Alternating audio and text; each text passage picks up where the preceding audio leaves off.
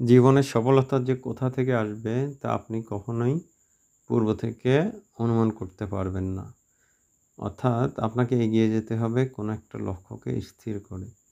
আপনি যখন এগোতে থাকবেন, তখন এগোনোর পথেই আপনি দেখবেন নতুন, নতুন সম্ভাবনা, নতুন, নতুন সুযোগ আপনার সামনে উপস্থিত হচ্ছে। আপনাকে সেই সুযোগগুলোকে গ্রহণ করতে হবে এবং আপনার এনক্যাশ করতে হবে। অর্থাৎ সুযোগগুলোকে যথাযথভাবে ডলার যেমন ভাঙিয়ে টাকা করা হয়, ঠিক ওভাবে ভাঙাতে হবে সুযোগগুলো।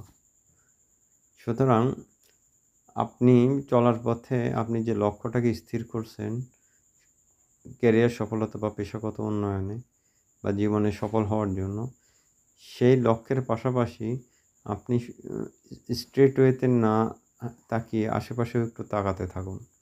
যে সুযোগগুলো কোথার থেকে আপনাকে হাতছানি দিচ্ছে। যেখান থেকে আসুক, যে অবস্থাতেই আসুক, কোথায় যে আপনাকে আল্লাহ বরকত দিয়েছেন বা কোথায় যে আল্লাহ আপনাকে সফল করবেন, সেটা আপনি পূর্ব থেকে কখনোই অনুমান করতে পারবেন না।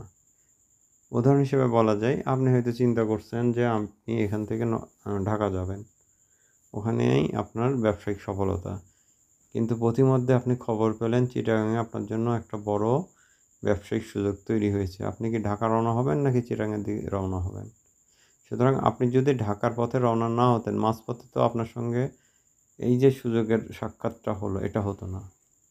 সুতরাং আপনি লক্ষ্য স্থির করুন, একটা লক্ষ্যকে সামনে রেখে আপনি এগোতে থাকুন। পাশাপাশি আপনি চিন্তা করতে থাকুন কোথা থেকে আপনার সুযোগ তৈরি হচ্ছে নতুন, নতুন। সেই সুযোগ এবং সম্ভাবনাগুলোকে আপনি সঠিকভাবে কাজে লাগান, তাহলেই দেখবেন আপনার পেশাগত সফলতা সম্ভব।